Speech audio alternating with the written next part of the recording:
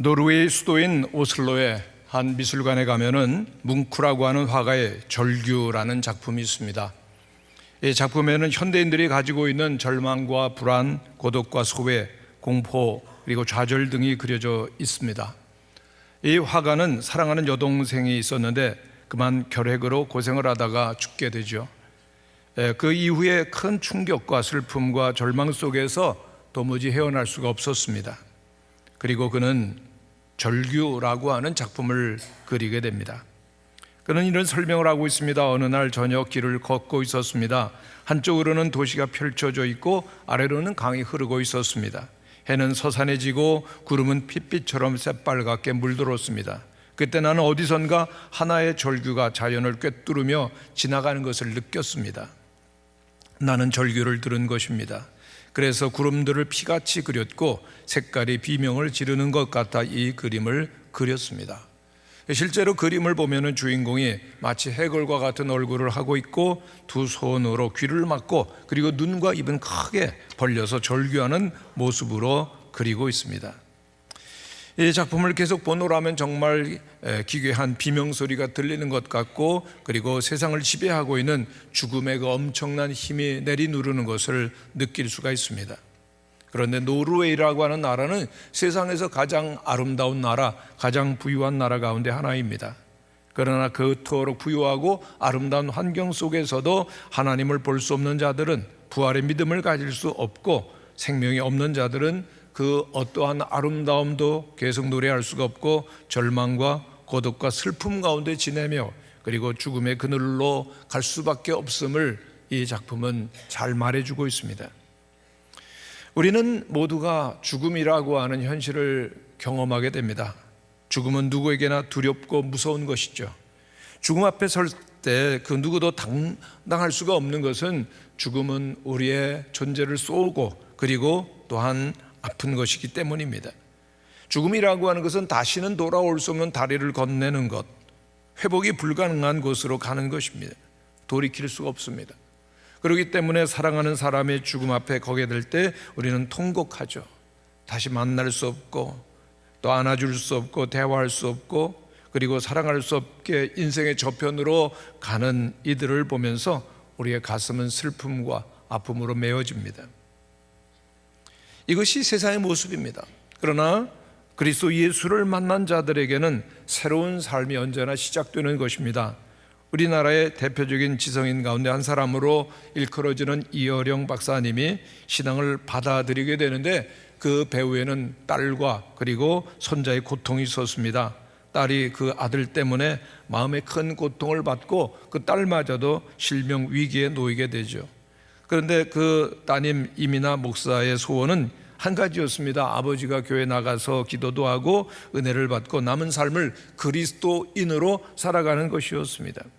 그동안은 종교는 문화의 일부라고 주장하면서 자신의 신념을 내세우던 현대 지성 이어령 씨가 그 딸의 고통을 보고 딸을 위하여 종교를 받아들이고 세례까지 받았다는 것을 우리는 잘 알고 있습니다. 많은 사람들이 세상의 지식과 가진 것으로 하나님이 어디 있느냐라고 그렇게 교만하게 살지만은 인간의 한계 앞에서는 결국 오직 신앙만이 위대한 힘과 그리고 또한 생명을 나타내는 것입니다. 이어령 박사는 이렇게 고백을 합니다. 지금까지 의지와 이성, 곧 지성으로 살아왔는데 그것만으로 할 수 없는 일이 많다는 것을 비로소 알게 되었습니다. 사람이 잘 모르는 것들, 그 안에 또 다른 영적인 세계, 영성이 있다는 것을 알아야 합니다. 그리고 진정한 기적은 오직 부활입니다. 그리고 그는 지성에서 영성이라고 하는 책을 남긴 것 우리가 잘 알고 있습니다. 세상에서 죽음 앞에서 두려워 떠는 사람들, 교회를 나오게 되어지면 그 상한 심령들이 치유를 받고 죽은 영혼들이 살아나는 놀라운 능력이 있습니다. 세상에서는 성공해서 모두가 부러워하는 부와 명예를 가지고 있다 할지라도 그 영혼은 텅 비어 있는 것입니다. 세상에서 이 세상의 것들로서 물질과 그리고 명예와 지식으로 마음대로 살 수 있지만은 그 결과로 우리의 영혼을 잃어버린다는 것을 우리는 잊지 말아야 됩니다. 우리의 인간의 내면과 그리고 중심 가운데 하나님이 계시지 아니하면은 우린 다 죄인이고 죽은 자들입니다. 이렇게 세상은 죄와 어둠과 죽음으로 가득합니다마는 그리스도인은 다르게 삽니다. 새로운 생명을 날마다 공급받고 빛을 발하는 삶을 사는 것이죠. 오늘 성경 말씀은 인생의 진정한 변화로의 길을 보여주는데, 첫 번째, 풍성한 삶으로 나아가기를 원합니까? 그럼 예수 그리스도께로 나가야 함을 말해주죠. 오늘 본문 말씀 가운데 보면은 예수님께서 부활하시던 아침, 이 사랑하는 여인들이 예수님의 그 무덤을 향해서 나갑니다. 전혀 예수님이 다시 살아난다는 것을 생각도 못하지만은 그들은 나아가고 있죠. 1절 말씀은 이렇게 기록됩니다. 안식일이 다 지나고 안식 후 첫날이 되려는 새벽에 막달라 마리아와 다른 마리아가 무덤을 보려고 갔더니 그랬습니다. 그런데 그때 누가 함께 합니까? 예수님의 그 사랑하던 제자들은 한 사람도 없습니다. 다 떠났습니다. 그들이 신뢰하고 따랐던 예수님께서 돌아가시자 큰 무력감과 두려움에 빠진 것입니다. 뿔뿔이 흩어집니다. 그러나 마지막 순간까지 여인들은 남아 있었습니다. 예수님을 사랑했었던 깊은 사랑의 기억이 그들을 붙들고 있었고, 그래서 괴롭고 그들의 발걸음은 무겁고 그리고 슬픔이 가득합니다. 그러나 그들은 너무나도 예수님을 사랑했기 때문에 사랑으로 할 수 있는 마지막 일을 하고자 하는데 예수님의 시신에 향품을 붓는 일이었습니다. 다른 모든 것은 할 수가 없었습니다. 죽음이, 무덤이 이 여인들을 꽉 붙들고 있는 것이죠. 우리들 가운데 사랑하는 사람들이 우리의 곁을 떠난 일을 경험한 분들이 참 많이 있으십니다. 얼마나 슬프고 안타깝고 그리고 또한 괴로웠는지요. 얼마나 보고 싶었는지요. 얼마나 함께하지 못하는 사랑하는 사람들로 인해서 슬퍼하셨습니까? 저도 사랑하는 사람이 곁을 떠날 때 너무나도 뜨거운 눈물이 계속 흐르고 주체할 수 없는 슬픔 앞에 무력한 자신의 모습을 경험합니다. 그런데 끝까지 사랑하는 사람은 그의 무덤을 찾아가는 것을 봅니다. 사랑하기 때문에 잊을 수가 없고 그 추억이 그를 계속해서 그 자리로 가게 되는데, 이 여인들은 예수님의 무덤으로 지금 가고 있는 것입니다. 그들이 예수님의 부활을 기대하거나 느꼈거나 또는 예상하고 간 것이 아닙니다. 다만 예수님의 그 죽음 앞에서 엄청난 충격을 받았습니다. 마음껏 울지도 못하고 흐느껴 울면서 그 자신들이 보는 앞에서 십자가에서 돌아가시는 예수님의 모습을 보면서 로마 군병의 그 옆구리가 찔리는 것을 보고 그토록 고통스러워하시고 그리고 하나님을 향해 큰 소리로 외치며 기도하시는 음성을 듣고 마지막으로 예수님의 머리가 숙여지고 죽음으로 세상을 떠나시는 모습을 보면서 그들은 큰 충격과 슬픔에 빠졌습니다. 이것이 동시에 우리의 경험이기도 합니다. 세상의 모든 것들은 사실은 죽음으로 끝나는 것처럼 보입니다. 모든 삶의 마지막 종착역, 죽음이죠. 어찌 생각하면 우리는 살아가기보다는 죽음으로 향하여 가는 그런 인생이라고도 할 수가 있습니다. 죽으면 모든 것이 끝입니다. 지식도 그리고 명예도 부귀영화도 아름다움도 죽음 앞에서는 다 허무하게 됩니다. 모든 권세도 죽으면 끝입니다. 그렇기 때문에 죽음은 모든 사람들에게 엄연한 실제요, 그리고 또한 우리 앞에 이제 일어날 죽음이라고 하는 것을 생각하면은 두려워하지만은 누구도 극복할 수가 없습니다.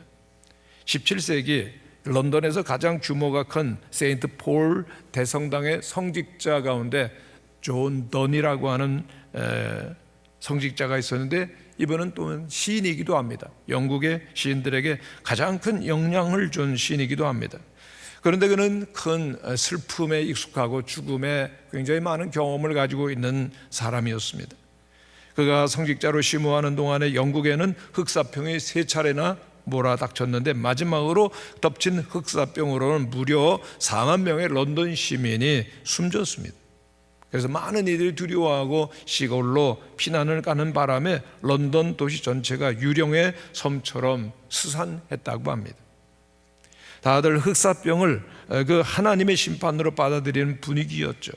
런던 시민들은 대성당의 주임 성직자인 존 던에게 물려가서 이 재난이 도대체 무엇을 의미하는지 좀 설명해 달라고, 좀 한마디 위로라도 해달라고 그렇게 나왔던 것입니다.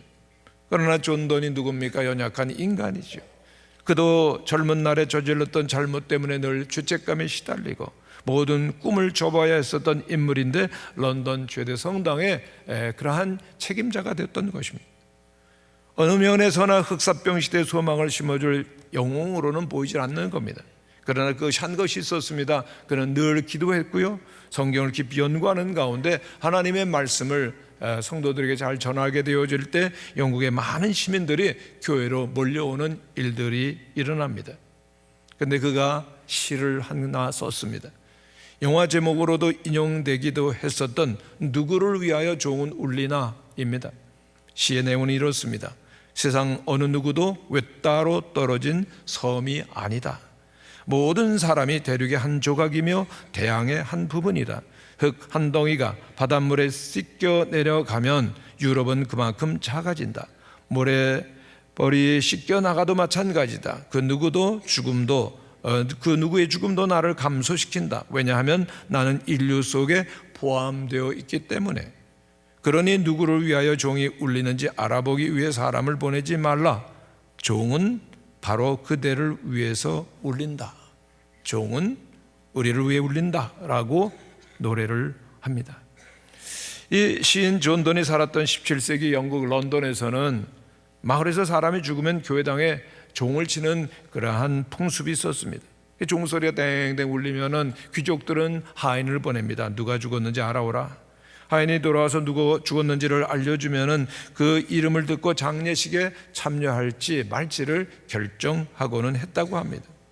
존 던은 이런 사람들과 귀족들에게 종은 바로 그대를 위해서 울린다라고 말하는 것입니다. 당신도, 우리 모두도 그 죽음에서 예외될 수 없음을 그는 말하고 있었던 것입니다. 존 던도 자신이 큰 중병에 걸려서 죽음을 앞에 두면서 고통을 당하고 있었는데 그 세상이 온통 그에게는 두려움뿐이었습니다. 그러나 그는 신앙인이었죠. 그렇기 때문에 선택을 해야 됩니다. 하나님을 두려워해야 될지 아니면 하나님을 제외한 모든 것을 무서워하며 살아야 될지를 선택해야 되는데 그는 주님 앞에서 가장 적절한 두려움을 품는 것이 최선의 방법이라고 생각하면서 이런 기도를 하나님께 올려드렸습니다. 주님, 회개하지 않도록 저에게 회개를 주셨사오니 이제는 두려워하지 않게 하는 참된 두려움을 제게 주소서.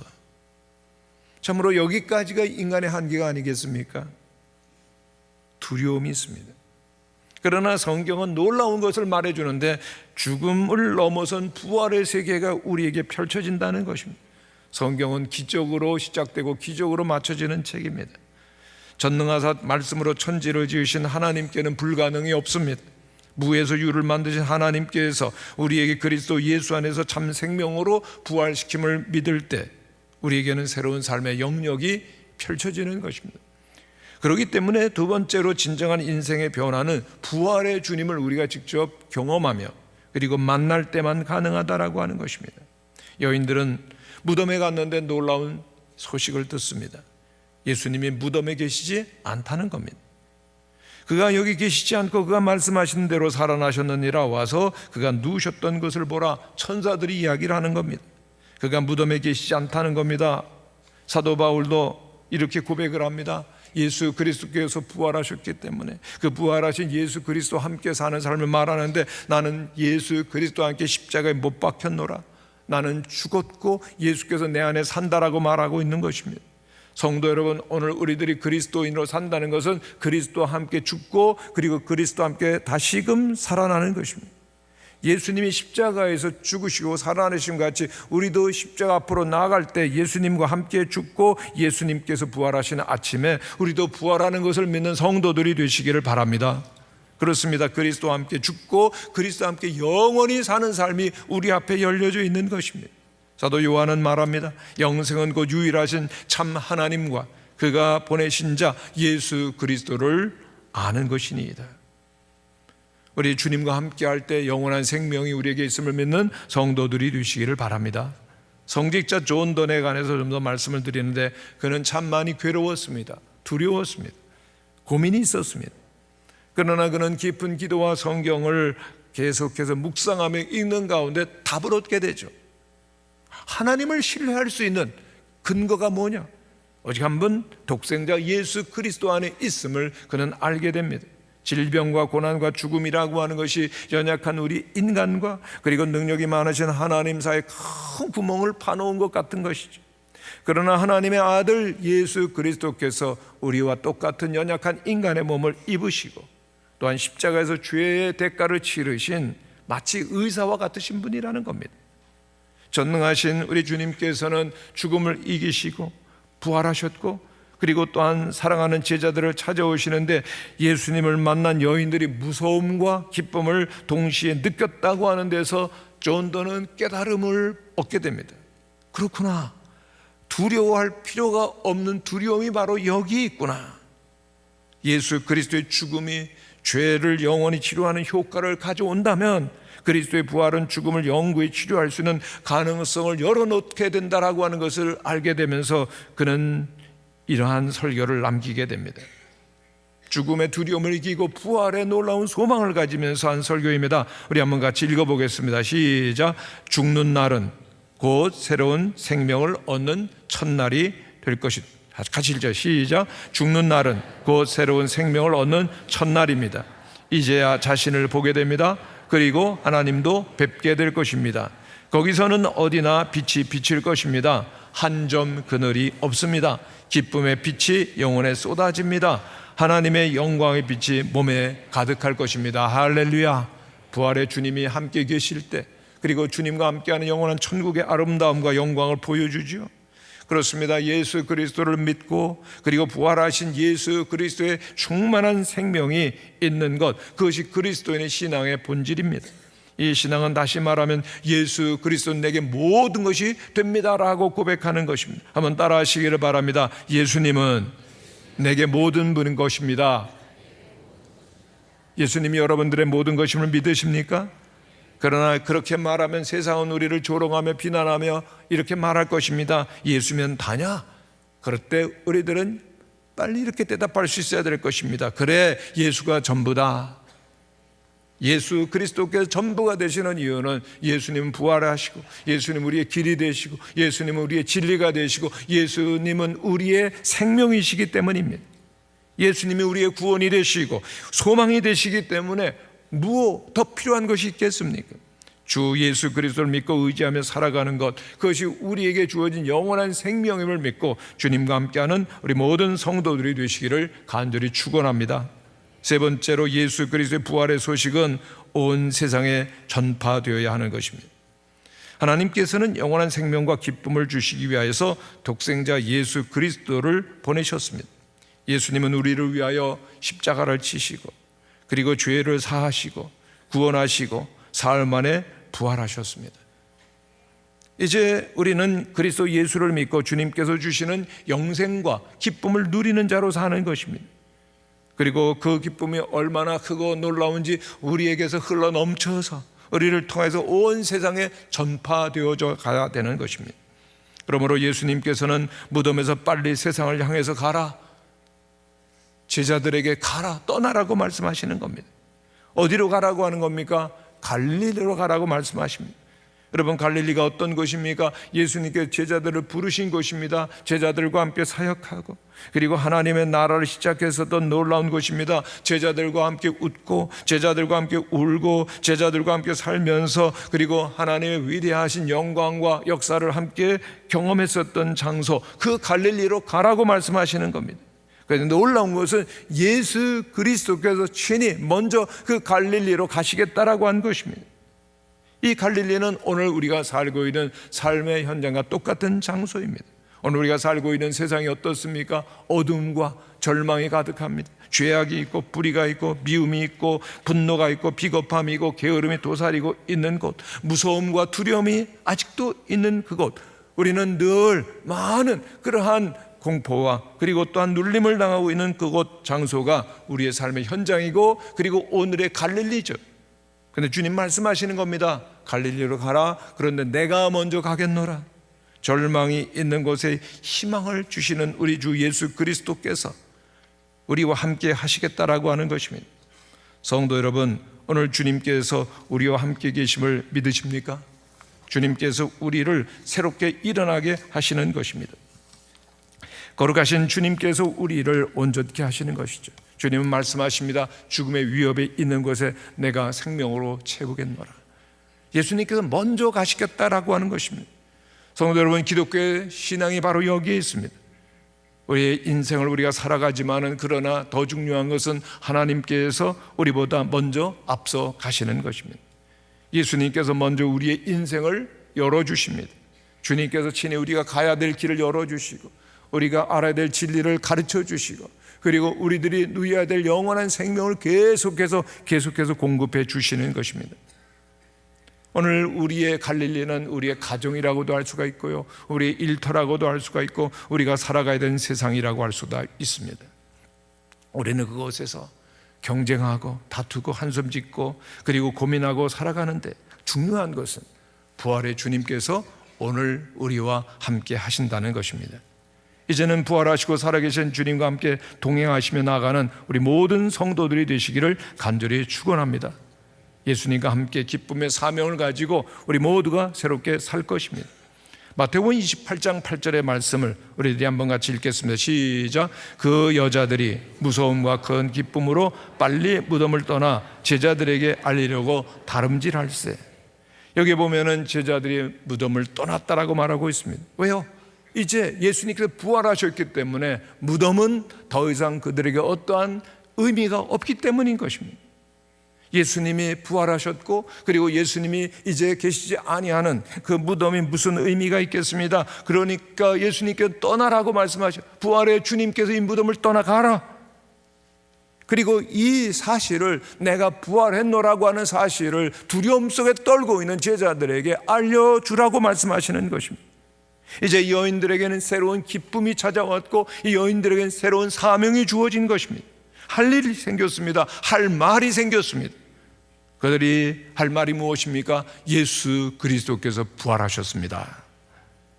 그들에게는 마음에 큰 기쁨이 있었고 그리고 마음속에는 감격이 있었고 그리고 달려가는 것입니다.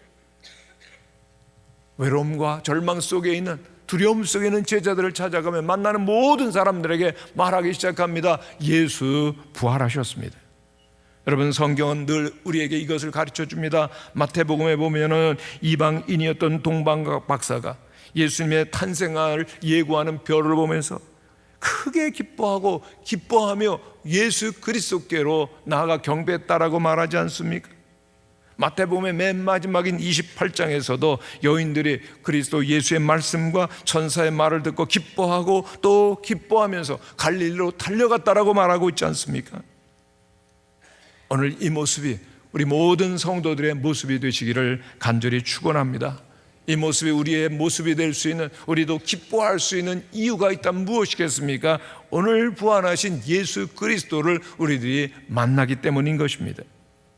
오늘 이 예배 오신 모든 성도들에게 하나님께서 마음의 문을 밝히 여시사 부활의 주님이 함께 계신 것을 느끼고 경험하게 되시기를 바랍니다.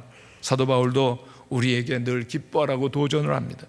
고린도후서 6장에 있는 말씀을 보면은 그는 우리에게 기뻐할 것을 그렇게 도전하는데 함께 읽어보겠습니다. 시작. 우리가 죽은 자 같으나 보라 우리가 살아있고 징계를 받는 자 같으나 죽임을 당하지 아니하고 근심하는 자 같으나 항상 기뻐하고 가난한 자 같으나 많은 사람을 부요하게 하고 아무것도 없는 자 같으나 모든 것을 가진 자로다. 할렐루야. 그렇습니다. 우리들은 세상에서 때로는 조소 그리고 또한 조롱 비난 받지만은, 그리고 또한 우리는 죽은 것 같지만은 우리가 그리스도 예수 안에서 살아있고 죽임을 당하는 자가 아니라 근심하는 자가 아니라 항상 기뻐하며 또한 많은 사람을 부요하게 하며 생명을 인도하는 하나님의 백성임을 말해주고 있는 것입니다. 목회자의 목회자로 불리면서 많은 목회자들이 깊은 영향력을 끼쳤고 그리고 수많은 그리스도인들에게 책을 통해서 그리스도 예수의 아름다운 진리를 전했던 유진 피터슨 목사님이 있습니다. 많은 분들이 알고 있습니다. 그런데 이분이 작년 10월 28일 2018년도 10월 22일 85세를 일기로 이 세상을 떠났습니다. 그는 늘 강조했습니다. 우리들이 살아가는데 그리스도 예수가 없는 삶은 무의미한 것입니다. 그러면서 그는 이렇게 말했습니다. 우리는 예수님과 함께 예루살렘과 십자가와 부활로 나아갑니다. 그분은 우리의 전부입니다. 그분에게 인생을 거는 것 얼마나 멋진 일입니까? 그런데 그분이 세상을 떠나게 되죠. 근데 크리스티애니티 투데이의 보도에 보면은 임종의 순간에 피터슨 목사님은 한마디 했다고 합니다. 함께 갑시다. Let's go. Let us go. 함께 우리들이 이제 떠나가는 겁니다. 여러분, 죽음을 앞에 두고서 함께 가자라고 말한 이 말의 의미, 죽음이라고 하는 마지막 사명의 자리를 통해서 이 땅에 있는 모든 사람들에게 이제 함께 새로운 믿음의 세계를 향해 나갑시다라고, 그렇게 Let's go, 함께 가자라고 말했다는 생각이 듭니다. 함께 가야 합니다. 새로운 출발을 해야 됩니다. 세상엔 절망과 죽음과 아픔과 그리고 또한 그 두려움이 가득하지만 주님께서 이제 무덤을 떠나 새로운 세계로 가라고 말씀하신 것처럼 우리의 삶의 전반에 걸쳐서 마지막 순간까지 우리에게 늘 새로워질 수 있다는 것입니다. 그렇습니다. 죽음을 이기고 부활하신 예수 그리스도 안에서는 늘 끝이 새로운 출발이 되어지고, 부활하신 예수 그리스도 안에서 언제나 종말은 새로운 시작이 되는 것입니다. 그의 말대로 우리들은 이제 새로운 출발선상에 놓여져 있는 것입니다. Let's go. 죽음을 이기시고 부활하신 예수 그리스도께서 우리와 함께 계심으로 말미암아 우리는 새로운 출발을 할 수 있는 것입니다. 죽음을 이기고 부활하신 예수 그리스도의 그 놀라우신 영광을 기뻐하며 감격하는 이 아침에 우리 모두가 믿음으로 새로운 출발을 할 수 있게 되기를 간절히 축원합니다.